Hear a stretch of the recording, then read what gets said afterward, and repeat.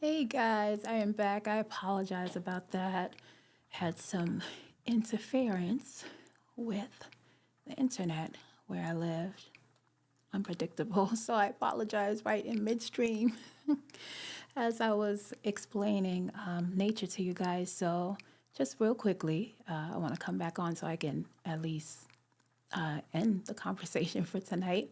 We've been talking about how do you find the one, and we've been talking about 4 different ways that people choose the people who they feel like they can partner up with in life. The first level is choosing based on your preferences, right? So that's really easy. If you're a woman, you like tall men. If you're a man who likes maybe women with long hair or short hair, certain physical attributes, right? Preferences, you can have that. It's not a problem. But it is not something that can truly hold a relationship together. So we kind of want to, go a step further to use our discernment to be able to engage with people who have some depth to them, and what we're using, right, to be able to kind of assess whether the person that we're engaging with is a actual person that we can live our entire life with and be able to navigate this life and fulfill our purpose with. So, second tier is personality, that there are people who choose people based on their personality. I'm sure that you've heard many people say, I just want someone who I am compatible with. Definitely in this modern day dating age when lots of people who are meeting people on the internet, right, or through matching services, there's a whole science and whole research around finding people who are compatible, that you match each other. And we talked about how that's good and it's fine, but you can have people who are compatible that still cannot get on the same page, right? And being in a relationship is like this, and I write it in my book because I heard it from a very good friend, and I said, "Wow, that was articulated in such a great way." He was saying people try to, harmonize and walk together in a relationship. You need to get and be in the same book, right? Sometimes you can be in the same book, and that's good and well and dandy. And but it's better if you can get on the same page, right? That's better to be on the same page because a book has lots of pages, right? But at least you're in the same book. But if you can get on the same page, that'd be great. And if you can get on the same paragraph, and if you can get on the same line, then that's really great, right? And anybody in a relationship knows how challenging that can be, especially when you have 2 people who are supposed to complement each other, by the way, right? The complementary skills is how we help to sharpen each other. It's how we refine each other's character, not in the way that we're similar and alike. And so harmony is more about how those complementary skills work together, right, to build a greater picture than collectively than what you had individually. And so that's why I said dating somebody or thinking that you found a person who you have deemed to be the one just based on the fact that your personalities gel or you think is compatible, why it will not necessarily be the strongest foundation to have to base and say that this is a person that you can actually partner up in life with, that you can be able to kind of walk and flow in the same direction and be able to pivot when there are moments in life where you got to move fast, right? You need more. And we were talking about character, and that the difference between personality and character is that when you're looking and assessing somebody based on their character, is that a person's character is based up on their mental and moral, right, qualities or ethics. And that's important because we want mental well-being. We want people who have good moral fiber and good moral ethics, because there's going to be plenty of times where, in your relationship, there are going to be people who come in to test that relationship, people who come in to on purpose try to, break your relationship. And unless there's strong moral fiber and belief and character in that relationship, many people buckle, many people fall, And I think even outside of somebody trying to come in to cause dissension in the relationship, having good moral character can also,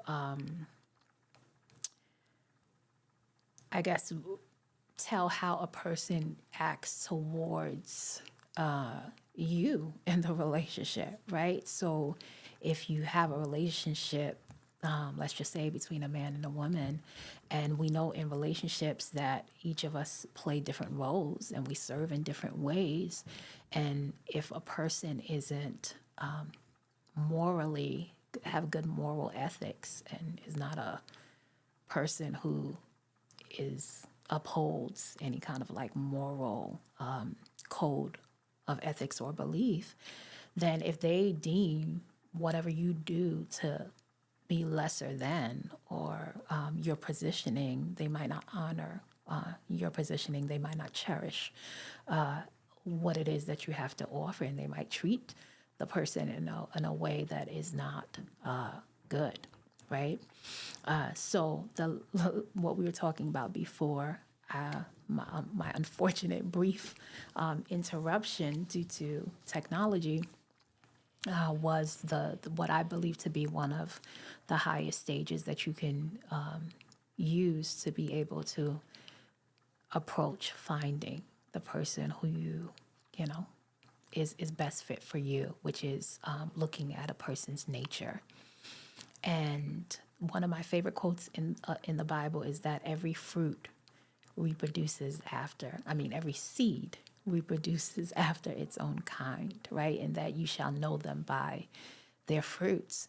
I think that's such an undeniable truth, at the end of the day. And that's why I kind of love, just to go back to the quote that I presented earlier on to you guys, is, and let me read it again to you guys so that I don't paraphrase it. It says, do not fall in love with a personality before you have been a consistent student, observer of their character and the life experience they get as a result of their nature, right? And we talked about nature being something that's innate to someone. It's the essential qualities. And a person's nature, a person's character is going to reap certain experiences in life. It is going to reflect in the results of their life experience. It's kind of like a principle that you can't hide from, you can't avoid. And so I love that because it's something that's, what's the best way to say it? It's self-evident, in that way. And sometimes, as I was saying before, sometimes it takes time for a person's true character to be shown. But I think when we start out from the beginning, right, not necessarily using some of those,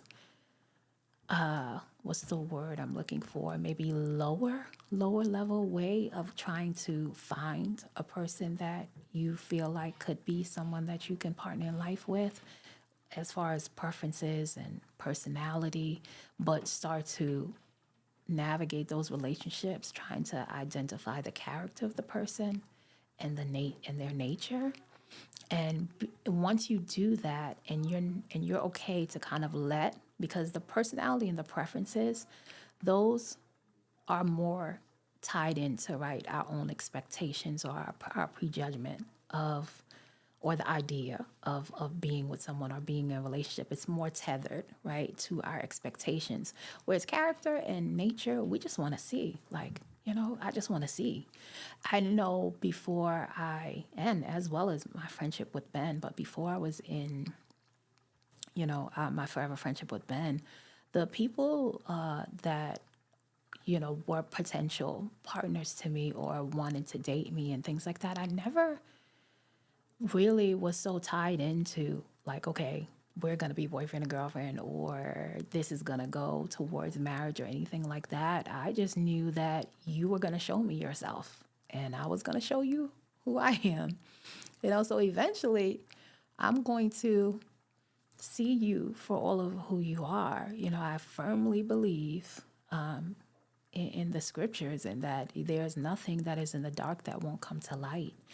And I think the more that you position yourself in thinking like that or having that type of mentality, then the easier it is for you to see, right, certain things that people might be trying to keep hidden from you.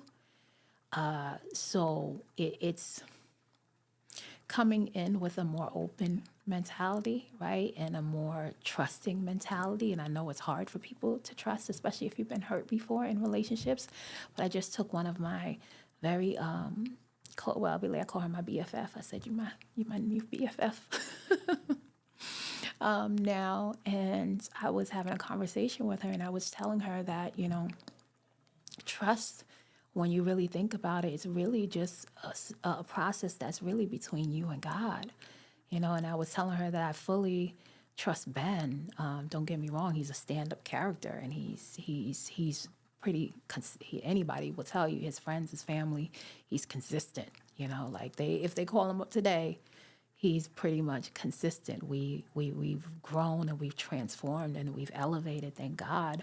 But his core part of him and who he is has been consistent since I've seen him since I was 7, since we were both 17.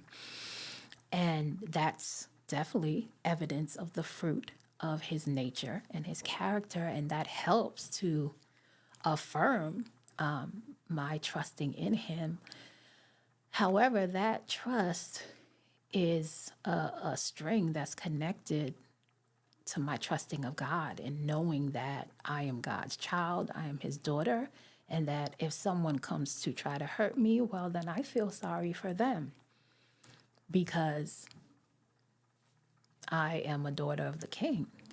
And if you want to hurt me, then you have to answer to him. And so because I keep that at the center of my heart and my mind, the trust is deep in God, and then therefore that trust allows me to be trusting to my husband and open to the process, knowing that there's nothing that is really going to happen that can truly harm or break me, because God is always going to have me. So when it comes to that trust really has to start from that space. And I think when you navigate a relationship and approach it looking to observe a person's character and looking to observe their nature, that you're not calculating or wanting, I guess, the turnaround to be on your time clock, but you actually leave space saying, God, you're going to reveal this thing to me. And of course, act wisely. Like in the beginning of the quote, it says, don't fall in love with a personality, right? Before you have been a consistent, student observer of the character. So that means that sometimes we do thrust ourselves too quickly and invest too quickly into relationships that haven't, and we haven't given enough space and time for the truth to be revealed. And then it's like, okay, well, that person didn't show me who they were. And it's like, well, no, maybe they were showing you who they were, but you weren't paying attention. Maybe we already had a certain idea or a certain outcome that we were already married to that we couldn't divorce in time enough, or couldn't divorce, maybe not in time enough, but we couldn't divorce and put aside so that the truth can be revealed to us. So anybody who kind of, navigates it in that way where it's like, okay, no, I'm looking for your character. I'm looking for what do you believe the essential things in life are, and do those essential values or core characteristics that you have do they align, right, with the Word of God? Do they align with the will of God? I remember having a conversation. I think it might have been when I used to do my Interact coaching workshops in person, and I was telling some of the young ladies that were present who were saying, well, no, of course, love is an action word, and I'm going to look to see if his, talking about the person, or maybe person they were currently with or future person that they wish to be with, if his words line up with his actions, and then I'll know. And I said, there's a step beyond that, though. There's a step beyond that, because you can go into a relationship and fall in love with a personality, and for a while, they seem to be consistent. Their words line up with their actions for a certain season. And then all of a sudden that could stop, right?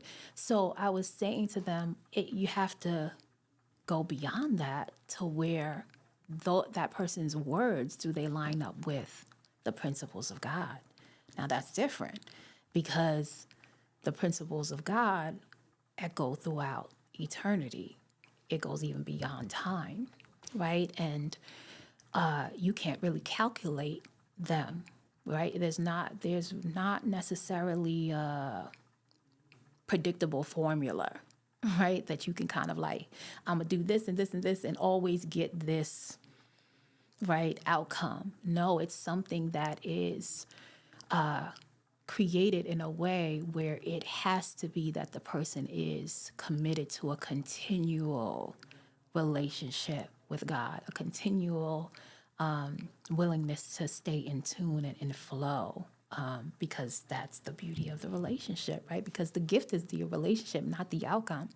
And so I think in the same way that our relationship dynamic excels and is enriched when we surrender or submit to the process that God has for us to get to know Him and get closer to Him, it's no different. It's the same kind of process when we are developing the relationships that we have down here, especially those that go into and elevate into marriage.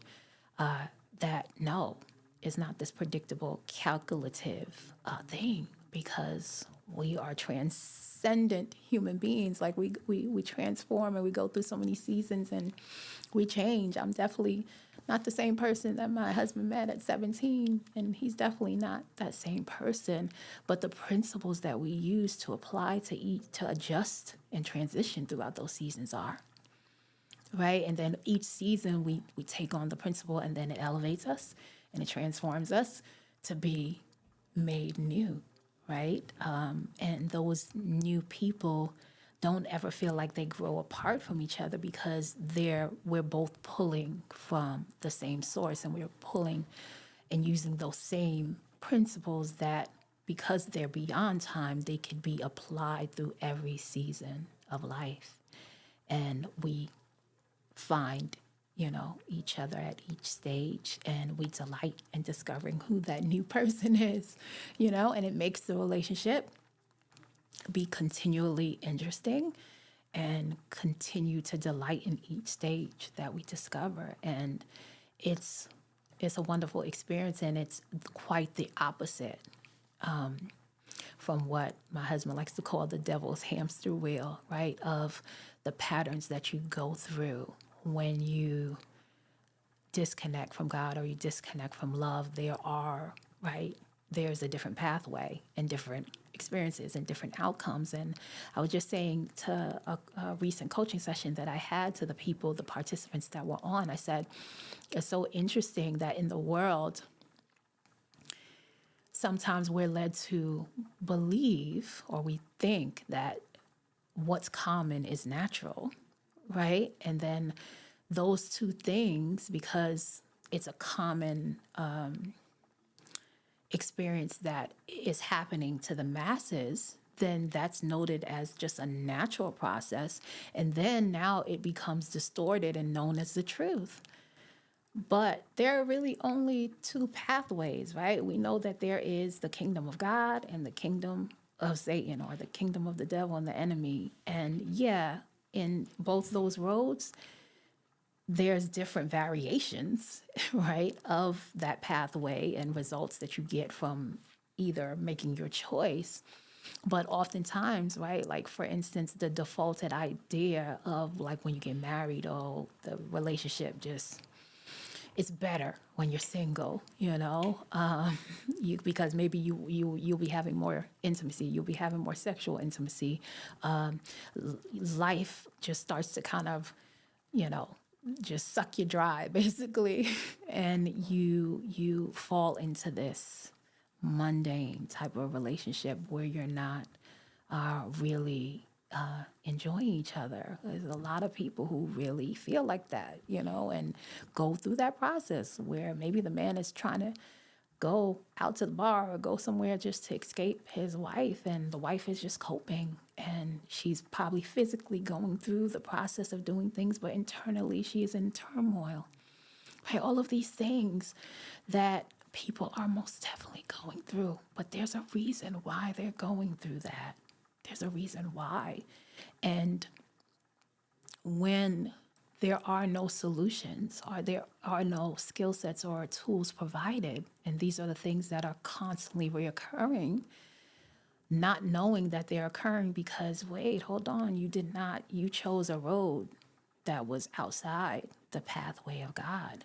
And let me tell you this, it's not just the people, it is also the people who have declared salvation. It is the people who have declared, I believe in Jesus Christ, because they took on the salvation, but they might not have took on totally the healing part of it, right? There's people who get saved, they take on Christ, and they can go to heaven with, not having, either broken bodies or broken hearts. That won't deny them, their entrance into heaven. However, how they experience life down here could be a hell of another sort, right?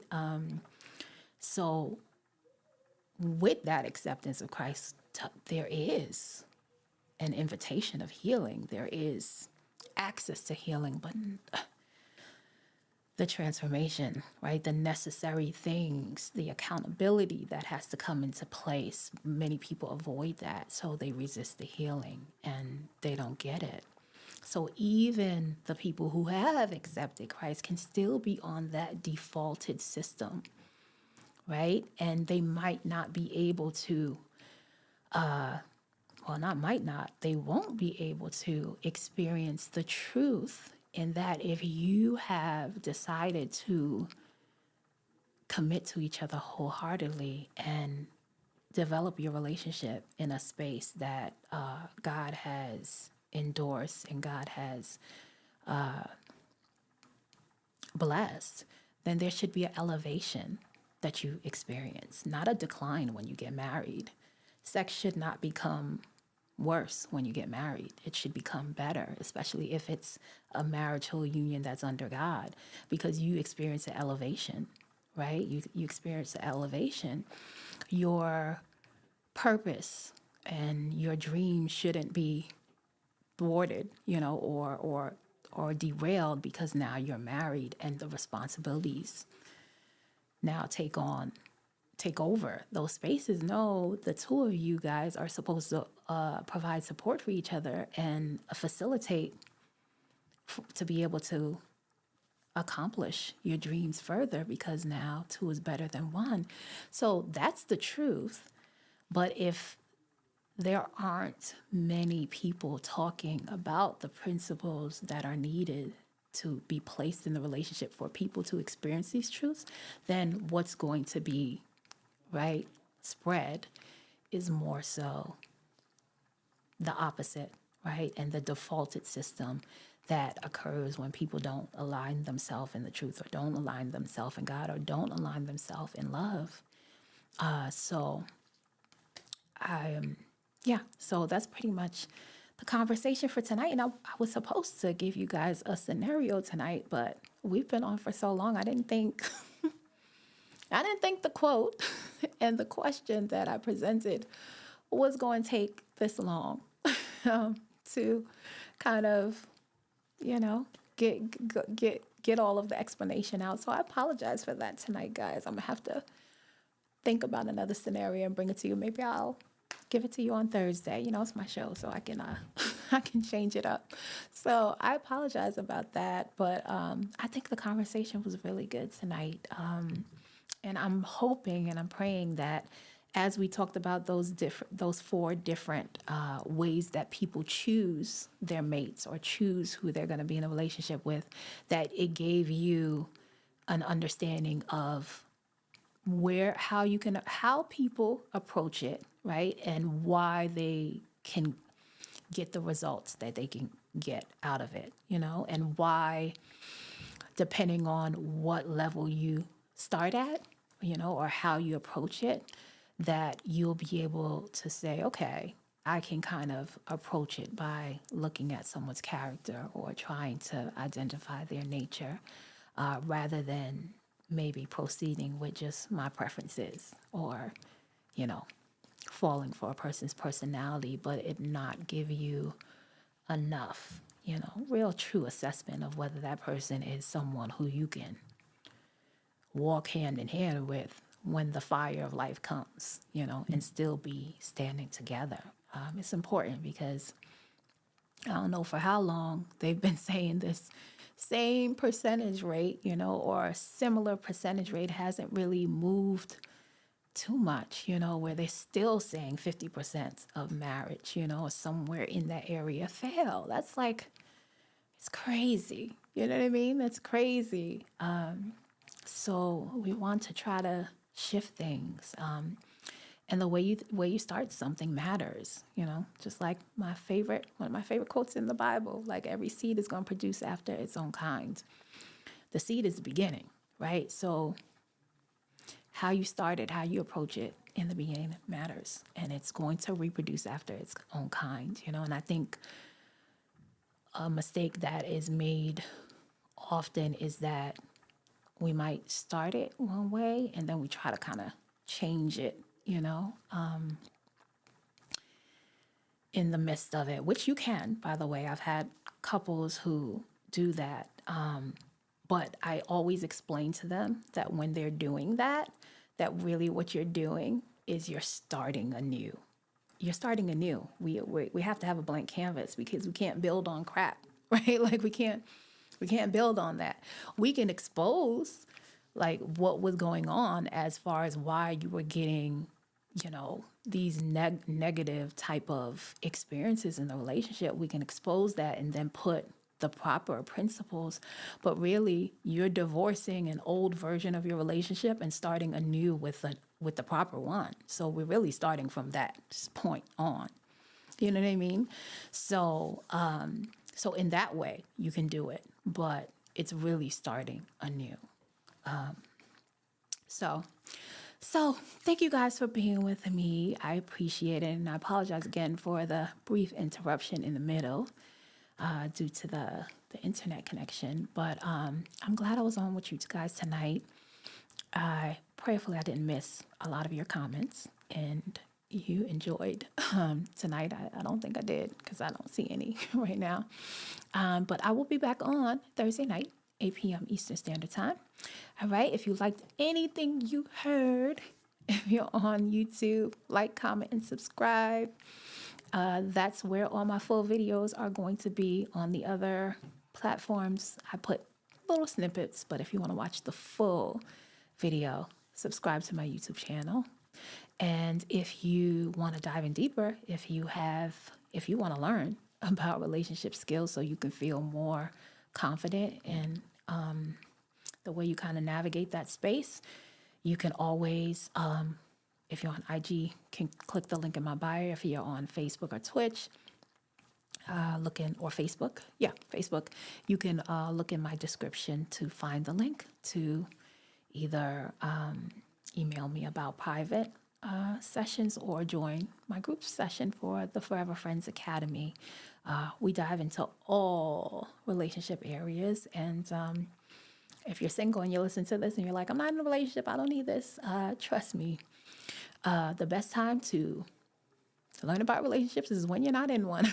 You know what I mean? Because you can gain all the principles without having to be emotionally compromised, you know? And the great part, at least in my opinion, about my sessions is that it's not just for intimate relationships. There are fundamental principles that you could put in every area of life. So that's all of them. Friendships, business relationships. So you're learning all around anyway. So feel free to do that if you're tuning in. And as always, until next time, I will talk to you guys soon. All right. Always remember to live to love freely. Until next time. Bye, guys.